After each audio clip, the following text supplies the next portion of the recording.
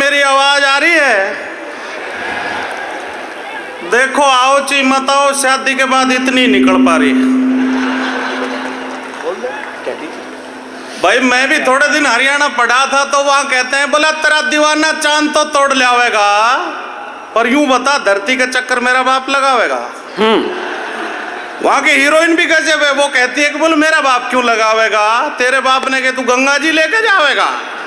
बहुत अच्छे। और मियाँ बीवी बात करेंगे तो नहीं करेंगे, बोले तेरी याद कुछ इस तरह से आ रही है जैसे बाजरे के खेत में भैंस घुसी जा रही है। तो एक बार जोरदार भारत माता की वंदे। बस इतना ही बहुत है।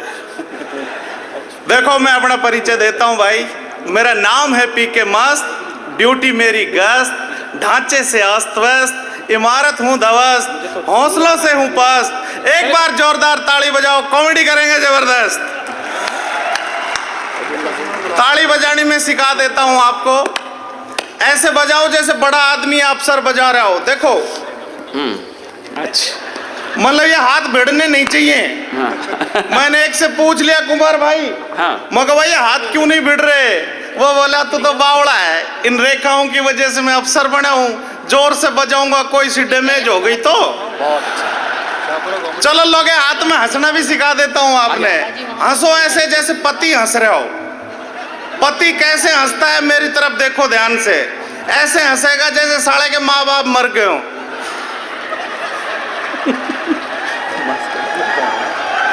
बहुत अच्छे। और पहले वो मिसिज की तरफ देखेगा, ऐसे देखेगा जैसे भूखा कुत्ता रोटी देख रहे हो। मिसिज सियाणी हुई तो ऐसे देखेगी जैसे बिल्ली चूहे को देख रही हो। और अपने मायके में आई होगी तो धीरे से कहेगी कमीने थोड़ा सा हंस ले। फिर भी पति को औकात नहीं भूलनी चाहिए, उसको ऐसे ही हंसना चाहिए जैसे साले के माँ बाप मर गए हों। देखो मैं बताता हूँ कैसे हंसना चाहिए। और ज्यादा हंस हंसी छूटे तो टॉयलेट में जाओ। हाँ। तुरंत तेरेगा चमगादड़ डागी तो जो पुराना खंडर समझ के, ये पुराना खंडर समझ के आई है। इसका निशाना तो कहीं और था, ये कहीं और आ गई। ये जा रही थी मैं तो बीच में ही आ गया। देखो कैमरा। चलो एक बार तो हाँ, ये इसके चक्कर में दिखती है कुछ। चलो क्या कर लेंगे अपना, ये ले तू तो गई। एक बार इसके लिए भी बजा दो, परफॉर्मेंस इसकी भी तगड़ी। परफॉर्मेंस नहीं, पहला बलिदान दिया इसने राजस्थान दिवस पे। बिल्कुल बिल्कुल भाई। देखो मैं तो गांव का बालक हूँ, 100 किलो का बालक आपने पहली बार देखा होगा। अगर 2-2 किलो के टुकड़े करे जाएं तो अपने में 50 बालक का मेटेरियल है तुम्हारे लिए। और हम तो गांव के भोले भाले लोग हैं जी। गाय भैंस पालते थे, फिर हमारी भैंस का वो छोटा बच्चा पाडा वो मर गया था। आप हंस रहे हो, हमारे घर में हादसा हो गया था। हाँ जी। सबसे बड़ा हादसा तो ये हुआ, मेरी दादी बोली बेटा तेरी शकल पाडे में मिलती है। अच्छा किस किस को लगता है मेरी शकल भैंस जैसी? हाथ खड़ा करो। ओ माय गॉड, देख लो ये संस्कारी भीड़। मैं कह रहा हूं भाई, भाई भाई को पहचान ही लेता है। और आज तो 200-300 बहनें भी मिल गई हैं। भाई मेरा तो कुंबा यहाँ बैठा है, मैं गांव में पैसे ऐसे ही भेजने लग रहा हूँ। फिर मेरी दादी बोली बेटा डब्बू, मेरी नाक वाक वह कर दे। मैं हाँ वाँ बोले बेटा अपनी भैंस का बच्चा मर गया, कोई बात नहीं, तो उछल कूद भी पाडे की तरह करता है, तेरे हाव भाव भी पाडे जैसे हैं, और तो और तू चरता भी पाडे की तरह ही है। मगर बता माँ what can I do for you, माँ मैं तेरे लिए क्या करूं? माँ बोली बेटे तने करना कुछ नहीं है, तू नु कर भैंस को गुड़ की डली चटा तो भैंस समझ जाएगी उसका बालक जिंदा है। अब मैं रोज भैंस को गुड़ देता तो भैंस मुझे ऐसे देखती जन अपना ही बालक आ गया हो, और कभी कभी तो यूं चाट भी लेती। और आपको पता है भैंस जब छोटे बच्चे को जीभ लगाती है तो उसमें ताकत आती है। जैसे यहाँ जीभ लगाई यहाँ ताकत, यहाँ लगाई यहाँ ताकत, थोड़ी देर में तो मैं माइकल जैक्सन हो जाया करता हूँ।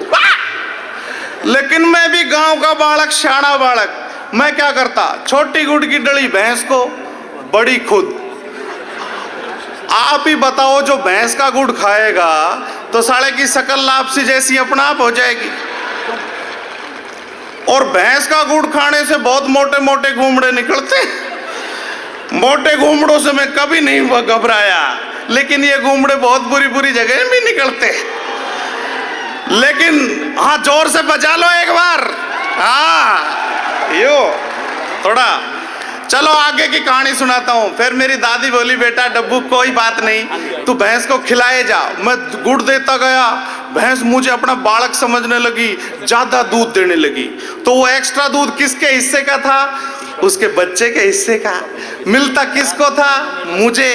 तो जो तरावट उसके पार्टे में आनी थी वो किस में आई? मेरे अंदर। वाह। मेरी आईब्रोज बढ़ियाई हो गई, मेरी पूरी बॉडी पे बाल ही बाल में बालवीर हो गया। अगर मैं आईब्रो बनवाता ना भाइयों तो एक भैंस बेचनी पड़ती, और अगर मैं वैक्स कराता तो पूरा तबेला ही बिक जाता। लेकिन मैंने ऐसा कुछ नहीं किया। मैंने ध्यान से देखा तो आजकल की जो अल्ट्रा मॉडर्न मम्मी होती है ना, उनको हर हाल में बच्चा अच्छा चाहिए, इसलिए वो क्या करती हैं? केसर खाती हैं, बादाम, पिस्ते घिसते घिसते, और तो और वो योगासन करती हैं ताकि योगेशन की प्राप्ति हो। वो पालक खाती हैं ताकि आज्ञा पालक बालक हो।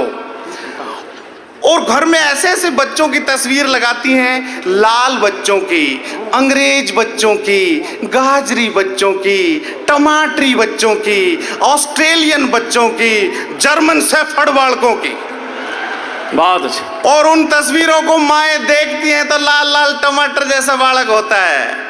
लेकिन भाइयों, जब मैं हुआ जब ऐसी कोई व्यवस्था नहीं थी, क्योंकि अपनी मम्मी, गांव की मम्मी, देसी मम्मी, वो सारे दिन भैंसों को देखा करती, तो साला रिजल्ट भी ऐसा ही निकलेगा। बहुत अच्छे। लेकिन दोस्तों, मैं आपको एक और बात बताता हूँ गांव की। हमारे गांव में क्या है कि भैंस को दवाई कैसे देते हैं? एक पाइप का टुकड़ा लो, उसमें गोली रखो, भैंस के मुंह में टिकाओ और गोली अपने ठिकाने। तो मेरी दादी बोली, बेटा डब्बू ऐसा कर, अपनी भैंस का दूध बढ़ाने की गोली ला बेटे। मैं लाया सर, उसमें रख के जैसे ही मारने लगा, मेरी पाव फूंक, भैंस की 25 किलो फूंक। I was just planning sir, इतनी देर में तो भैंस ने सांस ले दिया। असली हंसी तो इस बात पाएगी, गोली किसकी थी? दूध बढ़ाने की। और बड़ी किसके लिए थी? भैंस के लिए। और गई कहां थी? पाडे के। अब गोली तो गोली अपना धर्म निभाएगी। अरे मैं मिनट मिनट में मेरी हाथ ओजड़ी भेड़ी, मैं मिनट मिनट में टॉयलेट, पूरे घर में सड़ांध उठ रही। पापा बोले, रे साला को बंद करो इसको टॉयलेट में।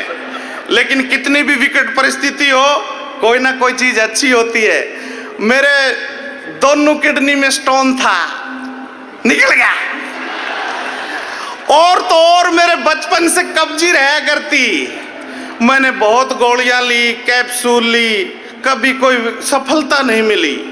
और अब सफलता ऐसी मिली, मैं खड़ा हूं, सफलता कदम चूम रही थी। पूरे घर में सफलता बिखरी पड़ी, पर उसको संजोने वाले हाथ नहीं थे, देखने वाली पार की नजरें नहीं थी, और मेरा पूरा घर उपजाऊ हो गया था। मैं बता रहा हूं, खाद और पानी साथ। लेकिन दोस्तों, मैं कहना चाहता हूं, कविताएं भी करनी पड़ेंगी, उन्हें बता रहे हैं। स्वागत। हम दो हमारे दो, माँ बाप को बाहर फेंक दो। हम दो हमारे दो, माँ बाप को बाहर फेंक दो। पर जब जब ये फार्मूला दोहराया जाएगा तो 4 का योग ही आएगा, और माँ बाप को फेंकने वाले एक दिन तेरा भी नंबर आएगा। वाह। और यहाँ बेटियां बैठी हैं, मातृशक्ति बैठी है, इनके सम्मान में मैं कहता हूं कि बेटे के शौक में, कुमार भाई सुनना, कि बेटे के शौक में जाने कितने मेडल मार दिए हमने कोक में, और संभाल लेते अगर कोक हम, तो मेडल आ जाते ना थोक में। भाई हम तो हंसी के कवि हैं, ज्यादा टेंशन लेते नहीं है। टेंशन लेने से क्या होता है सर? ये ललाट बड़ा होकर पलाट हो जाता है, फिर किसी किसी का जेडी अप्रूव्ड भी हो जाता है, फिर बालों की 4 दीवारी रह जाती है। अपन चश्मा लगाते हैं तो ऐसा लगता है जन मेन गेट लगा दिया हो। और आपने देखा होगा कईयों के कान पे भी बाल होते हैं। इसका मतलब है छड़े गार्ड का कब्जा और कर रहा है। और प्लाटों के तो यहाँ बहुत अच्छे जानकार हैं लोग। सर आगे से चौड़ा नाहरमुखी, कोई कम चौड़ा गौमुखी, कोई सदा दुखी, कई खरपतवार वाले होते हैं। और ये झुंझुनू साइड में प्लाट ऐसे निकलते हैं जो हवेली के लिए छोड़ रखे हो। और दोस्तों ये विनीत भाई बहुत मीठा मीठा इसलिए बोलते हैं, इनके पीछे राज क्या है पता है? इनकी मूछें। कुछ भी बोलते हैं आवाज क्षण क्षण के बाहर आती है। और वो अनिल भाई आएगा उसके तो डबल फिल्टर लगे हैं। और कईयों का तो आरओ सिस्टम लगा रहता है, वाटर प्यूरिफायर सिस्टम। लेकिन साहब अपनी बात कर रहे हैं, कह रहे थे कि पुलिस वालों की तोंद यूं यूं, पुलिस वालों की तोंद से ही काम हो रहा है देश में। देखो हम जहां जाते हैं पहले तोंद पहुंच जाती है, तोंद से दरवाजा खोलो, तोंद को डाइनिंग पे रखो, थाली नहीं मिले एडजस्ट करो, जो भी माल डालना है डालो, फिर हैंडी रही से मिला लो। जब कुंडा तैयार हो जाए तो उठा के पी लो, खाली हो जाए तो मछली पालन कर लो, और बिल्कुल खाली शाम को मिल जाए तो दही जमा लो। और तोंद वाला जब हंसता है तो यूं लगता है जने पेट में सुनामी आ गया हो। और तोंद वाला खड़ा हुआ भी यूं लगता है जने यूएस डॉलर खड़ा हो। और एक मेरा जवान दौड़ रहा था, मैं कह रहा क्यों दौड़ रहा है? बोला सर तोंद थोड़ी हल्की हो जाएगी ना तो मैं नेकर पहनूंगा। अरे मगर बावड़े तू तो खुराक बढ़ा दे, तेरी तोंद ही नेकर हो जाएगी। और अभी मैं आया था, हमारी तो पुलिस तोंद से ही ड्यूटी कर रही है। जहां भी जाओ देखो दो तोंद वाले मिला के खड़ा कर दो, कोई गुजर के बता दो। जोरदार तालियां कमजोर लग रही है यार मुझे। हाँ चलो मैं मेरा मास्टरपीस 2 मिनट का सुना देता हूं। भाई साहब मैंने पहली बार बर्फी जब चखी थी जब बढ़िया लोग, कुमार भाई जैसे, आप जैसे कोई बढ़िया लोग हमारे घर आए थे। ऐसे लोग आते हैं तो बाप की आत्मा जगती है, भाई इनके लिए बर्फी लाओ, नमकीन लाओ। मैं लाता, पर ऐसे लोग क्या करते हैं पूरी खाते नहीं, छोड़ देते हैं। और आप तो जानते हो छोड़ी हुई चीज कितनी अच्छी होती है। मैं वो छोटा हुआ आइटम चख लिया गलती से। मुझे लगा यार अब तक तो जिंदगी यूं ही जा रही थी, खाऊं तो खाऊं, बर्फी खाऊं। लेकिन कई बार क्या होता है, पापा किसी को चाय भी नहीं पिलाना चाहे और अपन बर्फी खाना चाहे तो मैं तो उसके सामने ही पूछ लेता, पापा इस खातर बर्फी ले आऊं? अगर सामने पूछोगे तो बाप मना करेगा? कभी नहीं करेगा। मेरे पापा भी नहीं करते थे। बोला लिया, मैं लाता, पाव बर्फी ऑथराइज था मैं, लेकिन लाता आधा किलो। भाई बाप का नाम लिखाने में अपने क्या जा रहा है? मैं लेके आता, फिर रास्ता ढूंढता, इधर भी कोई नहीं, इधर भी कोई नहीं। पैकेट खोला, एक बर्फी गपदनी भीतर, ये तो तेरी मेहनत की बनती है। फिर मैं सोचता यार ये अकेली जीजी बात किससे करेगी, एक और खा ले। ऐसे करते करते एक और पाव जीजियां पेट में, आओ बहन चुगली करें, करवा चौथ की कथा सुनाएं। लेकिन साहब फिर मैं घर में सबसे छोटी प्लेट ढूंढता, उसमें आप नमकीन डालो, बर्फियां बुरक भी दो तो काम चल जाए। उसको लेके मेहमान के सामने रखता, फिर जंगले में खड़ा होके कड़पता कहीं ये सारी नहीं खा जाए। कई मेहमान बेसब्रे होते हैं मेरी तरह, वो दोनों हाथ से खाते हैं जाना गंडा सा चाल रहे हो। उनका बस नहीं चले, स्टील की प्लेट को पापड़ समझ के पाड़ दें। ऐसे लोगों से सर मैं नफरत करता हूं। लेकिन कई लोग बड़े अच्छे होते हैं, बोरा साहब जैसे होते हैं, कुमार भाई जैसे। ऐसे लोग क्या करते हैं, बर्फी को मामूली से टच करते हैं। अब कुमार भाई बैठे हैं तो साहित्यिक भाषा में बताता हूं, बर्फी को ऐसे खाते हैं जन बर्फी की मांग भर रहे हो। जाओ जीवती रहो, सदा सुहागन रहो, तेरा जोड़ा बना रहे। हाँ। ऐसे लोग sir I love very much, too much, मचा मच, क्योंकि छोड़ देते हैं ये। और जैसे ही मेहमान जाता हम टूट के पड़ते जी। लेकिन अब माहौल बदल गया साहब, सीन बदल गया। लास्ट सीन बड़ा करता इसका भाई साहब। मैं क्या करता, शर्त लगाता, भाई 2 किलो बर्फी में एक सांस में खा सकता हूं। तो साथी कहते भाई 2 किलो तो नहीं खाई जाएगी। फिर वो हिसाब लगाता, 60 दूनी 120 की बर्फी, 880 बचेगा, 1000 की शर्त, इससे नहीं खाई जाए। फिर मैं मंगवाता भी उसी से, भाई तूने मंगवानी पड़ेगी। फिर मैं खानी शुरू करता, पाव खा गया आधा किलो, 3 पाव खाते खाते नस तन जाती। फिर खाई जाती भाई साहब, जितनी खा लेता, नहीं तो जूत खा लेता। हाँ भैया। अपने कौन सी इज्जत। पर इसका लास्ट सीन बड़ा 5 मिनट का है। और रुक जा भाई, एक आधी हाँ जी। चल आधे मिनट में कर दूं। चश्मा वाला कर रहा है, इसको ये ललाट देखो बड़ा होता जा रहा है। ताली बजाओ इसके लिए, ललाट के लिए।